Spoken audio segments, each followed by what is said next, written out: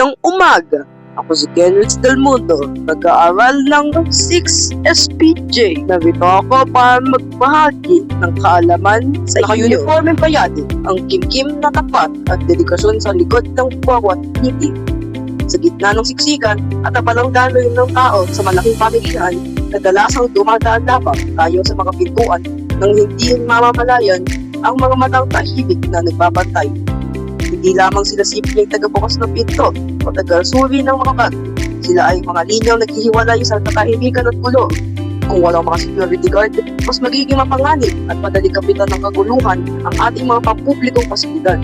Sila ang mga taga-protekta at tagaligtas na walang sawang nagbabantay araw at gabi upang masiguro ang kaayusan sa bawat sulok ng establishmentong kanilang pinagtatrabahuan.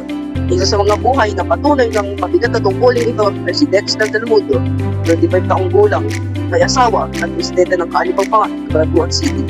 3 taon nang nagsisilbi si Ginoong Del Mundo bilang security guard sa SM City Cabanatuan. Sa kanyang mga kaunasan, malinaw niyang naibabahagi kung paano itinataya ng isang tulad niya ang kaligtasan para sa kapakanan ng iba. Good evening, ako si Dexter Del Mundo ng RGC Security Agency. Isa akong security guard sa SM City Cabanatuan at part din ako ng emergency response team ng SM City. Bilang isang security guard, layunin namin na maging ligtas at maging masaya ang pamimili ng mga customer natin sa City Cabanatuan. Part din ng trabaho namin na bantayan ang buong pasilidad ng SM, siguraduhin ligtas ang lahat. Bilang isang security, marami kaming ginagamit sa pasilidad namin mga kagamitan tulad ng garet. Ang garet ay isang metal detector na ginagamit natin sa mga entrance na papasok para sa mga mamimili. Para malaman natin kung may dala itong metal sa bag o sa katawan.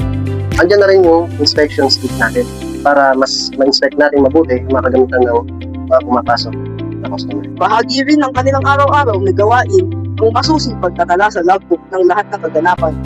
Isang mahalagang dokumento para sa koordinasyon at investigasyon. Binahagi niya ang ilang pagsubok sa pagtrabaho.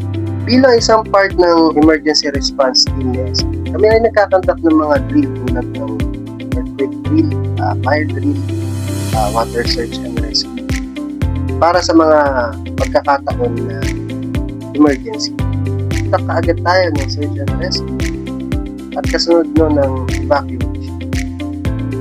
Hanggang sa maapula ang apoy, luto ang dito, o kung ano mga Ang pagiging security guard ay isang delikado at dakilang profesyon. Sa likod ng kanilang budget uniforme ay ang tunay na dedikasyon na narapat lamang na sulian ng mataas na panggalang at pagpapasalamat. Muli, ako si Kenrich Del Mundo, pag-aaral ng 6 SPJ, nag-uulat.